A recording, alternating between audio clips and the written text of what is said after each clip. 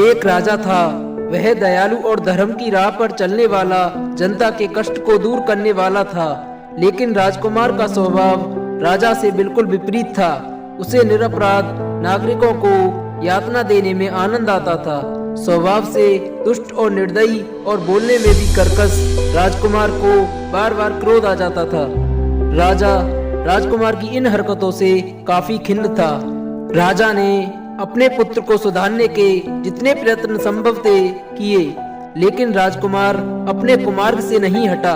उसकी हरकतों से राज्य की जनता में विरोध बढ़ता जा रहा था।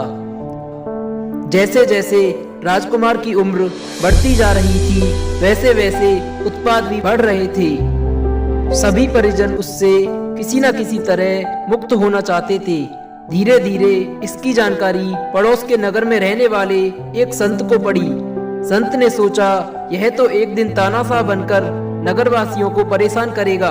संत ने उस राजकुमार को भले मार्ग पर लाने का निश्चय किया। संत ने राजकुमार को अपने पास नहीं बुलाया, बल्कि स्वयं उसके पास गए। संत उसे एक छोटे नीम के वृक्ष के पास ले गए और उससे कहा, राजकुमार, जरा इस वृक्ष का पत्ता तो तोड़कर देखो, इसका स्वाद कैसा है। राजकुमार ने झट से पत्ते तोड़े और एक पत्ते को मुंह में चबा डाला तो राजकुमार का मुंह कड़वाहट से भर गया। इतनी सी बात से राजकुमार अपने आपे से बाहर हो गया।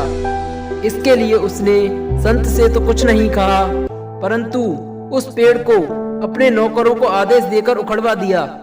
संत राजकुमार से बोला, अरे राजकुमार, यह आपने क्या किया। राजकुमार बोला, इस पौधे के लिए तो यही किया जाना चाहिए, क्योंकि जब अभी से यह इतना कड़वा है और बढ़ने पर तो विष ही बन जाएगा। संत जी, जो कुछ मैंने किया है वह ठीक ही किया है। संत राजकुमार से ऐसा ही कहलवाना चाहता था। संत जी बड़े गंभीर स्वर में बोले, राजकुमार, तुम्हारे दुर्व्यवहार और अत्याचारों से परेशान होकर यदि जनता तुम्हारे से वही व्यवहार करने को तैयार हो जाए जो तुमने नीम के पौधों के साथ किया है, तो इसका तुम्हारे पास क्या इलाज है। इससे राजकुमार को काफी झटका लगा और संत जी द्वारा दिखाई राह पर चलने का निश्चय किया और फिर कभी बुराई की राह पर ना गया।